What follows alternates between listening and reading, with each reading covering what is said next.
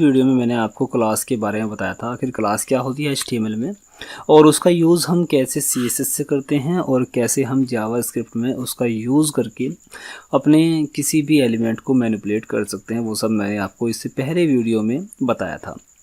और आज हम बात करने वाले हैं HTML ID के बारे में।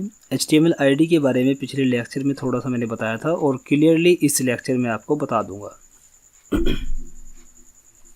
तो चलिए पहले HTML ID के बारे में थोड़ा पढ़ लेते हैं। The HTML ID attribute is used to specify a unique ID for an HTML elements। HTML की ID का जो हम यूज़ करते हैं वो किसी सिंगल एलिमेंट के लिए हम यूज़ करते हैं। मल्टीपल एलिमेंट्स पर यदि आपको कोई एक्शन परफॉर्म करना है तो उसके लिए आपको क्लास का यूज़ करना है, और यदि पर्टिकुलर किसी एक एलिमेंट पर आपको कोई टास्क परफॉर्म करना है या फिर आपको CSS लिखनी है तो उसके लिए आप पर्टिकुलर सिंगल ID का यूज़ कर सकते हैं। ID को सिंगली आप एक एलिमेंट में यूज़ कर सकते हैं।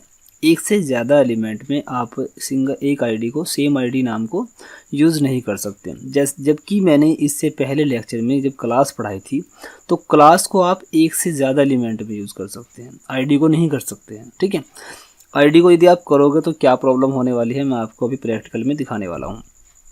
You can not have more than one element with the same ID in A HTML document. देखिए सेम वही बात जो मैंने आपको अभी बताई है कि आप जब किसी एक HTML डॉक्यूमेंट में एक सेम नाम की ID को एक से ज़्यादा एलिमेंट में यूज़ नहीं कर सकते हैं। The syntax for ID is write a hash character followed by an ID name. मतलब जब आप किसी HTML के किसी ऐसे एलिमेंट में जिसमें आपने ID का यूज़ किया हुआ है और उस ID को टारगेट करते हुए आप उस एलिमेंट को डिज़ाइन करना चाहते हैं, आप उसको कुछ प्रॉपर्टी देना चाहते हैं CSS की, तो उसके लिए आप हैज़ का यूज़ करेंगे। ठीक है, then define the CSS property within curly braces. देखिए किसी एलिमेंट को टारगेट करते टाइम आप उस पर जो CSS लिखना चाहते हैं उसको आप कर्ली ब्रेसेस में लिखेंगे। ठीक है, नोट यहाँ पे कुछ दिए हुए हैं। The ID name is case sensitive. मतलब ID जो होती है वो केस सेंसिटिव होती है।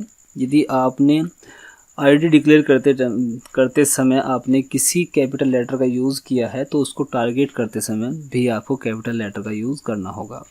The ID name must contain at least one character and must not contain white space. मतलब जब आप ID का नाम डिक्लेयर कर रहे हों तो कम से कम आपको एक कैरेक्टर तो देना ही है उसके नाम में और बीच में कोई वाइट स्पेस आपको नहीं लेना है। ठीक है, तो चलिए अब देख लेते हैं कि आखिर HTML ID क्या होती है। वो तो मैंने आपको बता ही दिया है। आपको छोटी सी बात अपने माइंड में रख लेनी है कि HTML क्लास को हम एक से ज़्यादा एलिमेंट्स में यूज़ कर सकते हैं, जबकि HTML ID को आप सिंगल एक एलिमेंट में यूज़ करेंगे। ठीक है, पर्टिकुलर किसी एक एलिमेंट को टारगेट करने के लिए आपको ID का यूज़ करना है और एक से ज़्यादा एलिमेंट को टारगेट करने के लिए आपको क्लास का यूज़ करना है।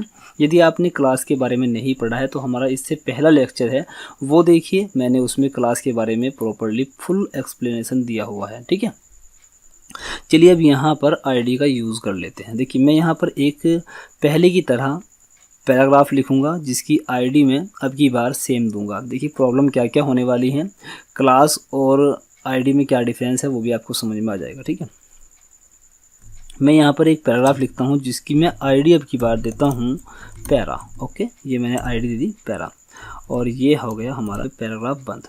सॉरी, देखिए मैंने यहाँ स्टाइल में इसको लिख दिया, गलत कर दिया ना, सॉरी।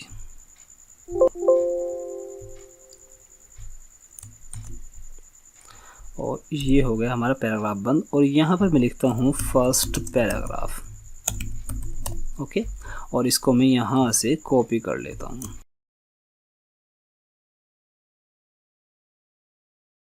अब देखिए मैं यहाँ से कॉपी कर लेता हूँ। ठीक है, और पहले की तरह 3 बार यहाँ पर पैराग्राफ बना लेता हूँ और बार यहाँ पे लिखता हूँ सेकंड। ओके, और यहाँ पर मैं लिखूँगा थर्ड। ओके, 3 पैराग्राफ मैंने बना लिए हैं। अब देखिए सबसे पहली बात तो ये है, मैं इसको पहले रिफ्रेश कर लेता हूँ। ठीक है, ये रिफ्रेश किया, मैंने पैराग्राफ 3 बनाए हैं, तीनों यहाँ पे शो हो गए हैं। जैसे मैंने क्लास पढ़ाई थी उस टाइम मैंने कुछ डिज़ाइनिंग दी थी, सेम ऐसी ही डिज़ाइनिंग मैं यहाँ पर भी दूंगा। देखिए मैं इन पैराग्राफ को डिज़ाइन देना चाहता हूँ, तो उसके लिए मैं यहाँ स्टाइल टैग में आऊँगा। अब की बार मुझे टारगेट करना है आईडी को। पहले मैंने क्लास को किया था तो क्लास में मैंने डॉट का यूज़ किया था। अब की बार आईडी है तो हैज़ का यूज़ करेंगे और उस आईडी का यहाँ पे नाम दे देंगे, और कर्ली ब्रेसेस में आपको जो भी CSS इसके ऊपर अप्लाई करनी है वो यहाँ पे लिखनी होगी। तो मैं यहाँ पर लिखता हूँ बैकग्राउंड येलो और कलर लिखता हूँ मैं रेड। ओके, ये होगा कलर रेड। बैकग्राउंड येलो है और कलर रेड है, तो मैं इसको सेव करके रिफ्रेश करता हूँ। तो अभी आप देख रहे हैं जिस तरह से क्लास का हमने यूज़ किया था सभी एलिमेंट्स पर सेम प्रॉपर्टी आ गई थी, सेम यहाँ पर भी आ गई है। क्योंकि मैंने सभी पैराग्राफ को सेम आईडी दी है तो सभी पर सेम प्रॉपर्टी आ गई है। लेकिन ये हर जगह पर कामयाब नहीं है, ठीक है, अभी हर जगह पर कामयाब नहीं है, क्योंकि मैंने बताया कि सेम नाम जब भी आप मतलब सभी ऐसे एलिमेंट्स जिन पर आप सेम एक्शन चाहते हैं तो वहाँ पर आप क्लास का यूज़ करिए, आईडी का मत करिए। लेकिन मैंने यहाँ पे क्या किया, मैंने यहाँ पे आईडी का यूज़ कर दिया। लेकिन फिर भी क्या हो रहा है, CSS ठीक तरह से अप्लाई हो रही है सभी एलिमेंट्स पर, ठीक है। लेकिन अगर मैं अब यहाँ एक बटन बना लूँ, देखिए मैं यहाँ पर एक बटन बनाता हूँ, अभी यहाँ पर आपको पता चल जाएगा कि आखिर डिफरेंस क्या है आईडी और क्लास में। तो मैं यहाँ पर एक बटन बनाता हूँ, बटन का मैं ऑन क्लिक, जब बटन क्लिक होगा तो एक फंक्शन होगा हाइड के नाम से, वो कॉल होगा, ठीक है। तो मैं यहाँ पर एक फंक्शन बना दिया है और मैं यहाँ बटन का नाम दे देता हूँ, ठीक है। यहाँ पे लिखता हूँ मैं हाइड ऑल। ओके, कंट्रोल से सेव किया और इसको मैं रिफ्रेश करता हूँ। तो देखिए बटन आ गया। क्लिक करने पर कोई एक्शन नहीं होगा, लेकिन जैसे हमने क्लास में किया था सेम यहाँ पर फिर से करने वाले हैं। देखिए हमने अब की बार आईडी का यूज़ किया है, तो मैंने आपको बताया था आईडी को कैसे एक्सेस करते हैं जावास्क्रिप्ट में। उसके लिए मैं यहाँ पर लिखूँगा स्क्रिप्ट। ओके, ये हो गया स्क्रिप्ट। और इन सभी आईडी को एक्सेस करने के लिए मेरे पास एक प्रॉपर्टी है document dot gate element by ID. Okay, by ID. ID का नाम क्या है, आईडी का नाम है पैरा। और यहाँ पर मैं लिखता हूँ style dot display. Okay, style dot display equals to, यहाँ पे लिखता हूँ नन। ओके, कंट्रोल से मैं इसको सेव कर लेता हूँ। यहाँ पे फंक्शन कॉल होगा तो इसको मैं एक फंक्शन के अंदर रखना होगा, ठीक है। फंक्शन का नाम है हाइड और ये, ठीक है। और कर्ली ब्रेसेस यहाँ पे लगा देते हैं और इसको मैं कर्ली ब्रेसेस के अंदर रखूँगा, ध्यान दीजिएगा, क्योंकि जो हमारा कॉल होने वाला है ये फंक्शन है और फंक्शन हमारा हाइड के नाम से है। तो मैं यहाँ पे इसको रख लेता हूँ, सेव किया। अब देखिए मैं पेज को रिफ्रेश करता हूँ, रिफ्रेश कर दिया। अब देखिए ये बटन पर क्लिक होने पर ये सभी जो पैराग्राफ हैं वो सभी हाइड होने चाहिए, लेकिन ऐसा नहीं होगा। मैं क्लिक करता हूँ तो अभी आप देख रहे हैं केवल और केवल एक पैराग्राफ ही हाइड हो रहा है। देखिए मैं क्लिक करता हूँ तो एक पैराग्राफ ही हाइड हो रहा है। जब हमने इन सभी पैराग्राफ को CSS दी थी तो वहाँ पर CSS तो अप्लाई हो गई थी, लेकिन जावास्क्रिप्ट प्रॉपर्ली काम नहीं कर रहा है। मैं क्लिक कर रहा हूँ तो सभी पैराग्राफ जिनको मैंने सेम आईडी दी हुई है वो सभी हाइड नहीं हो रहे हैं, बल्कि केवल और केवल एक ही हमारा पैराग्राफ हाइड हो पा रहा है। तो ऐसा क्यों हो रहा है, देखिए कौन सा हो रहा है, पहले वाला, ठीक है।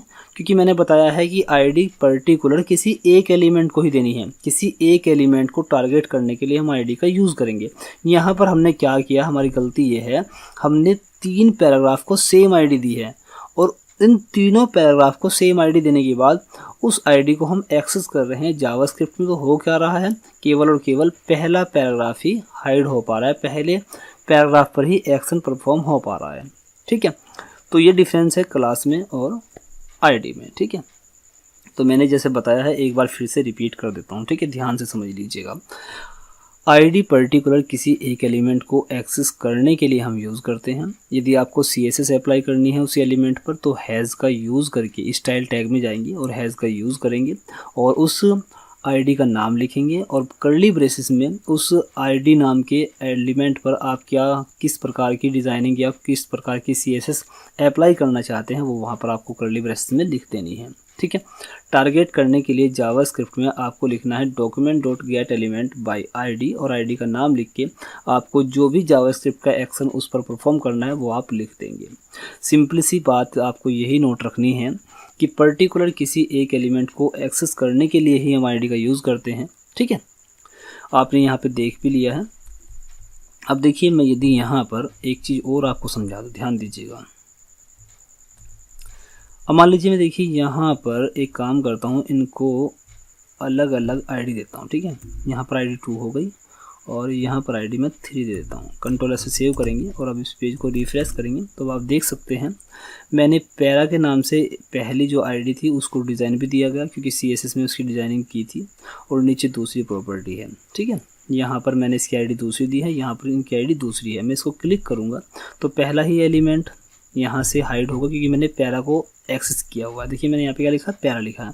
यदि मैं यहाँ पे लिख दूंगा पैरा 2 तो अब की बार क्या होगा, पैराग्राफ 2 जिसकी आईडी होगी वो हाइड होगा, मतलब दूसरे वाला। अब की बार दूसरे वाला हाइड हो रहा है। ठीक है, तो पर्टिकुलर किसी एक एलिमेंट को हम एक्सेस कर सकते हैं आईडी की हेल्प से।